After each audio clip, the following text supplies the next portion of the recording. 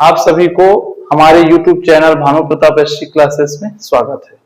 आइए हम एक नया क्वेश्चन लेके आए हैं जो बोर्ड एग्जाम में आता है 4 नंबर का, वो है ग्राफ। तो हमारे एक्सरसाइज में हमारे प्रश्नावली में क्वेश्चन है कि x और x के विभिन्न मान के संगत, x और x स्क्वायर के विभिन्न मान के संगत ग्राफ खींचिए जहां पर x का मान -4 से +4 पूर्णांक संख्या है, ऐसा प्रश्न रहेगा। तो वहां हमें x के संगत x स्क्वायर के मान निकालना रहेगा। तो प्रश्न आप समझ गए होंगे, प्रश्न एक बार और सुनेंगे। x के विभिन्न मान के संगत x स्क्वायर का मान निकाल करके x और x स्क्वायर के बीच ग्राफ खींचिए जहां x का मान -4 से लेकर +4 पूर्णांक संख्याएं हैं। तो वो क्वेश्चन है, फिर हम हल करना स्टार्ट करेंगे। तो x का मान -4 से +4 पूर्णांक संख्याएं हैं, इसका मतलब है कि x बराबर -4 से +4 पूर्णांक। अब हम x के संगत x स्क्वायर मान निकालेंगे।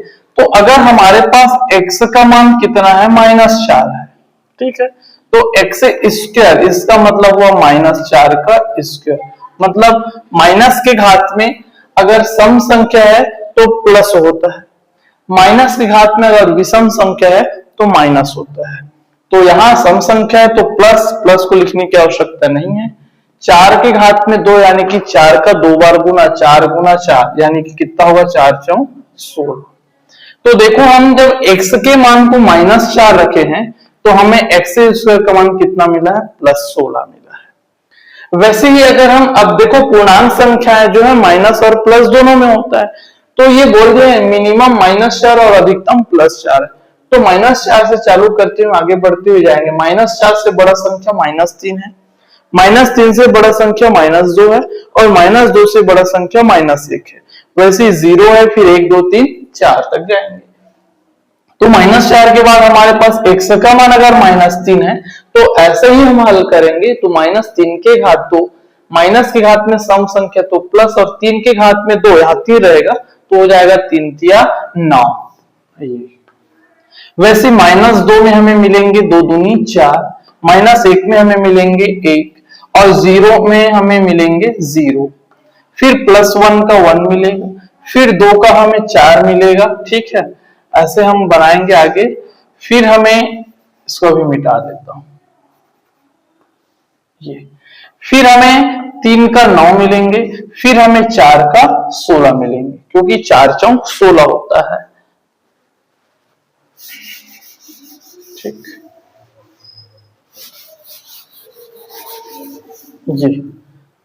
ये जो डिब्बा हमें क्वेश्चन में नहीं दिया था तो बनाना था, ठीक। कई जगह कई क्वेश्चन में दिया रहता है तो आप डायरेक्ट उसको ग्राफ में बनाएंगे, आप किसको कहां ले रहे हो ये बताना पड़ेगा। अब यहां हम बताएंगे स्मॉल x है ना, स्मॉल x को x अक्ष पर, जब भी हम अक्षर लिखेंगे तो कैपिटल लिखेंगे, निर्देशांक बोलेंगे तो स्मॉल का बात होता है। x को x अक्ष पर और x स्क्वायर को, जो नीचे है वो x स्क्वायर है, वो कहां y अक्ष पर रहेगा। x स्क्वायर को कैपिटल y अक्ष पर लेकर खींचा गया ग्राफ या आलेख निम्न है। अब हम ग्राफ में आएंगे तो ये हमारा x अक्ष है, ये x अक्ष पर हम किसका लेंगे, बोल रहे हैं x के मान को, x को बोल दो, मैं x के मान थोड़ा लिखेंगे आप लोग, x के मान को, ठीक है। तो हम लिखेंगे x के मान, इसमें हम एरो का चिन्ह लगाएंगे। फिर हम देखेंगे जो x का मान है वो कैसा है, निगेटिव भी है पॉजिटिव भी है।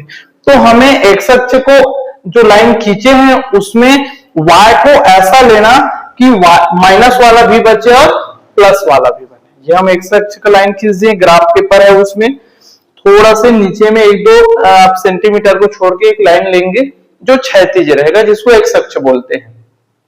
अब हमें y अक्ष अगर पॉजिटिव रहता है x अक्ष तो हम y अक्ष को यहां लेते, ठीक है, इधर का थोड़ा सा 1-2 सेंटीमीटर छोड़ के ग्राफ में। लेकिन हमें जो एक्स अक्ष है वो निगेटिव भी है, इसलिए y को हमें बीच में लेंगे, क्योंकि जब एक्स अक्ष और y अक्ष दोनों जहां इंटरसेक्ट लंबवत इंटरसेक्ट करता है, दोनों को एक दूसरे को लंबवत काटता है, वहीं पर इसका मान 0 होता है। तो जीरो के हमारे पास बाएं ओर निगेटिव रहता है और दाएं ओर धनात्मक रहता है। ठीक है, तो यहां पर हम देखेंगे इधर हमारे पास निगेटिव वैल्यू रहेगा और इधर पॉजिटिव वैल्यू रहेगा।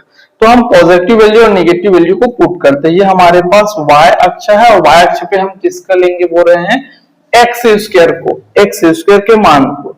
ठीक है, एक्स स्क्वायर के मान ऐसा लेना है हमें। चलो अब हम बनाते हैं।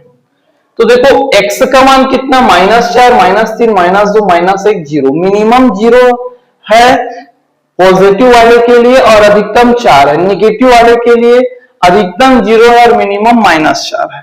मतलब 0 से -4 की ओर आएंगे हम लोग। तो 0 के बाद हो जाएगा हमारे पास -1, फिर -2, फिर -3, फिर -4, फिर -5। ऐसे आप आगे और बढ़ा सकते हो। फिर हम पॉजिटिव वाले को देखेंगे तो ये भी अधिकतम 4 तक है। तो आएगा 1, 2, 3, 4। अब हम y अक्ष पे जो लेंगे उसको मिनिमम 0 है दोनों तरफ के लिए और अधिकतम दोनों तरफ हमारे पास 16 है। तो जो जैसा दिया इसको वैसे ही चलते हैं। 0, फिर हमारे पास है 1, फिर हमारे पास है 4, फिर हमारे पास है 9, फिर हमारे पास है 16, 16। ये मतलब जो ग्राफ होता है उसमें ऐसा 1, 2, 3, 4, 5, 6, 7, 8, 9, 10 36 लाइन है। वैसे ही ऊर्ध्वाधर लाइन भी 10 होते हैं। 1, 2, 3, 4, 5, 6, 7, 8, 9, 10। ये ठीक है, ये एक डिब्बा है, ये बड़ा डिब्बा बोलते हैं इसी को, ग्राफ में बना रहेगा ये बड़ा डिब्बा है। इसी बड़ा डिब्बा में छोटा छोटा और बहुत सारा हमारे पास डिब्बा है, तो इसी को बोलते हैं एक बड़ा खाना। तो एक बड़ा खाना ये इतना रहेगा, एक बड़ा खाना हमारे पास ये लाइन, ये डिब्बा यहां रहेगा।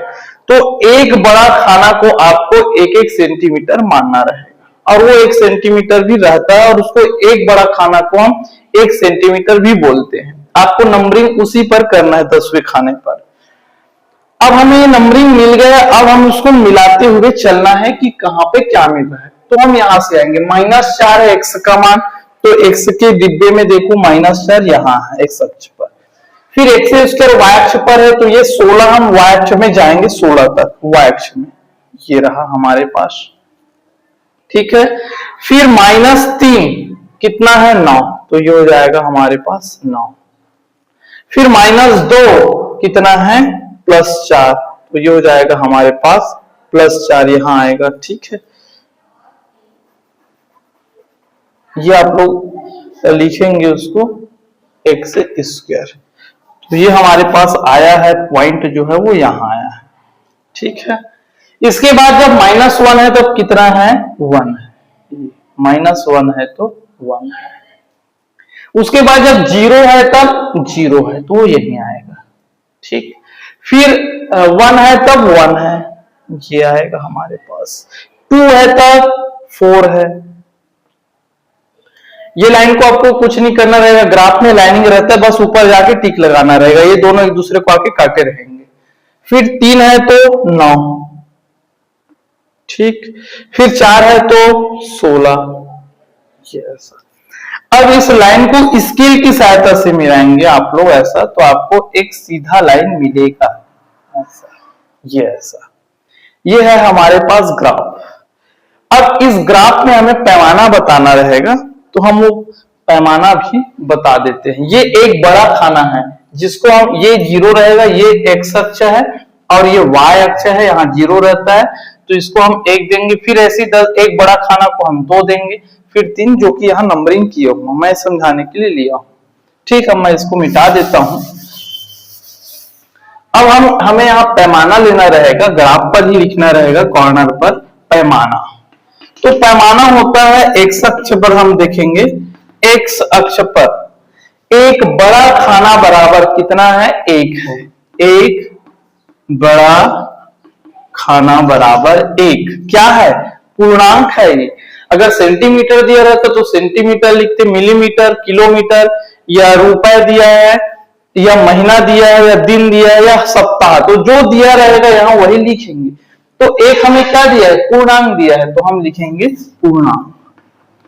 पूर्णांक संख्याएं पूर्णांक भी लिख सकते हो। वैसे अब हम y अक्ष पर आएंगे तो ये हो जाएगा y अक्ष पर एक बड़ा खाना बराबर क्या है? यहां पर भी एक है। एक बड़ा खाना का मान जो 5 लिए रहोगे तो 5 पूर्णांक लिखेंगे। 10 रहता तो 10 पूर्णांक लेते। तो ये एक है तो हम लिखेंगे एक पूर्णांक। ये है हमारे पास कंप्लीट आंसर जो कि 4 नंबर का आता है और बहुत इजी है। हर वर्ष आता है 4 नंबर का। आप सबको आशा करते हैं यह समझ आया है। नहीं समझ आया तो 2 बार 3 बार वॉच करो। उसके बावजूद समझ नहीं आया तो आप बिल्कुल कमेंट करें, हम और दोबारा से इसको समझाएंगे।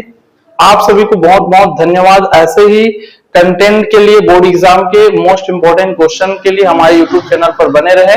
लाइक शेयर सब्सक्राइब जरूर करें। धन्यवाद।